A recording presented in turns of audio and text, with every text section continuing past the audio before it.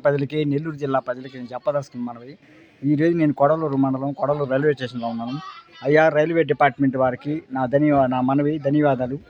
రాబోయే రోజుల్లో మాలాంటి ప్రయాణికులు ఇబ్బందులు పడకుండా, రైల్లో దొంగతనాలు ఎక్కువైనాయి, రైల్లో అమ్మాయిలని అత్యాచారాలు జాస్తి అయినాయి. కావున మా కోసం రైల్వే డిపార్ట్మెంట్ వారు ఎక్స్ట్రా అయిన 2 లైన్లు ఉన్నాయి, 3 లైన్లు ఉన్నాయి. 3 లైన్లు కూడా చాలవు, 6 లైన్లుగా వేసి మాకు రైళ్ళు ఎక్స్ట్రా వదలాల్సిందిగా కోరుతున్నాను.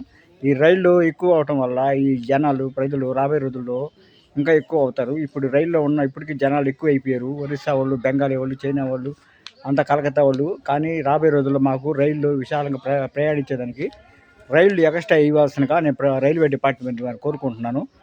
రైల్వే ఇన్ఛార్జి ఈ సందీప్ సార్కి నా మనవి.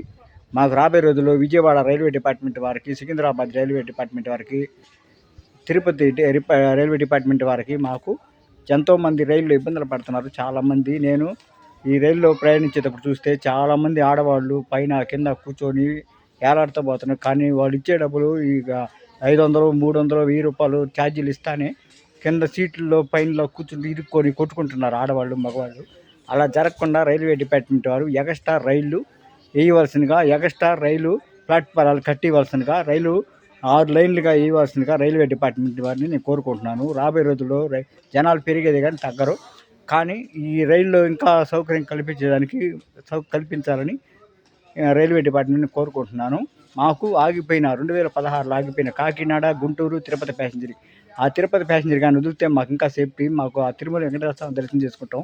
అలాగే రాబోయే రోజుల్లో మాకు రైలు సౌకర్యంగా పెట్టాలని, చెన్నై పెట్టుకుంటే ఇక్కడ ఒక 2 నిమిషాలు ఆపాలని నేను రైల్వే డిపార్ట్మెంట్ వారు కోరుకుంటున్నాను. చూడండి, ఇక్కడ రైలు వస్తుందని ఎంతోమంది వెయిట్ చేస్తూ ఉన్నారు. కానీ రైలు ఆ తిరుపతి ప్యాసింజర్, కాకినాడ, గుంటూరు, తిరుపతి ప్యాసింజర్ వస్తుంటే ఎంతోమంది తిరుపతికి వెళ్ళి ఆ క్యాన్సర్ హాస్పిటల్కి, కిడ్నీ హాస్పిటల్కి, అరవింద్ హాస్పిటల్కి వెళ్ళి, చిన్నపిల్లలు గుండె ఆపరేషన్ నిమ్స్ హాస్పిటల్కి వెళ్ళేవాళ్ళు. కానీ క్యాన్సర్ హాస్పిటల్కి వెళ్ళి మందులు అయిపోయిన వాళ్ళు తెచ్చుకునేది. కానీ ఆ ట్రైన్ కాకినాడ, గుంటూరు, తిరుపతి ప్యాసింజర్ ఆపేయటం వల్ల చాలామంది ఇబ్బందులు పడుతున్నారు. చూడండి ఎంతమంది ఉన్నారు ప్యాసింజర్కి.